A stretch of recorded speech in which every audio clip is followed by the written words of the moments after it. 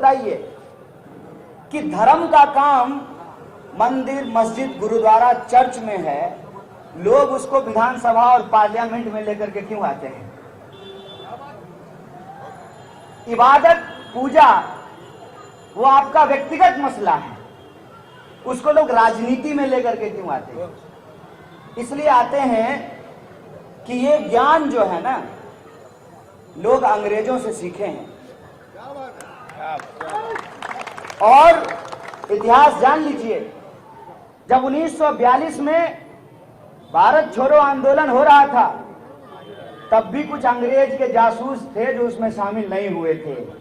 और आज 2022 में जब भारत जोड़ो आंदोलन हो रहा है, तो अब भी कुछ अमेरिका के जासूस हैं जो उसके खिलाफ में बोल रहे हैं। चिंता की बात यह है कि गुजरात के लोगों ने एक कार्यकर्ता को मुख्यमंत्री बनाया, मुख्यमंत्री से प्रधानमंत्री बनाया। अब उस महानुभाव का दर्शन चुनाव टू चुनाव ही होता है, चुनाव टू चुनाव ही होता है। और इसका असर यह है कि शायद उनको यह लगने लगा है कि कपड़े बदलने से ही देश बदलता है। और कपड़ा बदलते बदलते अब मुख्यमंत्री बदलने लगे हैं। क्या सिपाही जी, तीसरा मुख्यमंत्री हुआ है ना। कपड़ा बदलते बदलते मुख्यमंत्री बदलना शुरू कर दिए हैं। खुद भूपेंद्र पटेल को नहीं पता था कि मुख्यमंत्री होने वाले हैं। अब आपके मन में यह प्रश्न होना चाहिए कि आप वोट किसको दे रहे हैं? अगर मोदी जी को वोट दे रहे हैं, क्योंकि मैंने देखा कि उनका फोटो सबसे बड़ा लगा हुआ है पूरे अहमदाबाद में, सबसे आगे मोदी जी, अगल बगल में पूरा उनका कुनबा। मोदी जी कहते हैं कि हम किसके लिए चोरी करेंगे? वही बगल में जो लोग खड़ा हैं उसके लिए।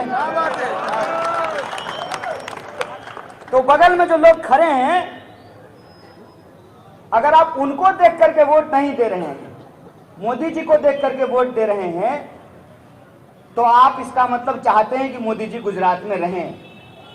और मोदी जी गुजरात में तभी रहेंगे ना जब आप भूपेंद्र पटेल साहब को चुनाव हरा देंगे। तो आप तय कर लीजिए कि आपको चाहिए क्या। अगर आपको मोदी जी नहीं चाहिए, तो फिर मोदी जी से सवाल पूछिए कि हम आपको वोट दिए तो आप पहले आनंदी पटेल जी को जो है मुख्यमंत्री बनाए, पता नहीं वो अगर अच्छा काम किए तो फिर उनको हटा क्यों दिए? अगर बुरा काम किए तो फिर उनको राज्यपाल क्यों बना दिए? फिर दूसरे मुख्यमंत्री आए, रूपानी साहब। अब ये बताइए कि वो अच्छा काम किए कि बुरा काम किए? अगर अच्छा काम किए तो हटा क्यों दिए? अगर बुरा काम किए तो सिर्फ चिट्ठी क्यों लिखवाए, उनको पार्टी से सस्पेंड क्यों नहीं कर दिए? सिर्फ विधानसभा का ही टिकट क्यों काटा? पार्टी से भी बाहर कर देना चाहिए। अगर भूपेंद्र पटेल साहब इतना बढ़िया मुख्यमंत्री हैं, तो प्रधानमंत्री जी आप उनको अपने कार के पीछे दौड़ने के लिए क्यों विवश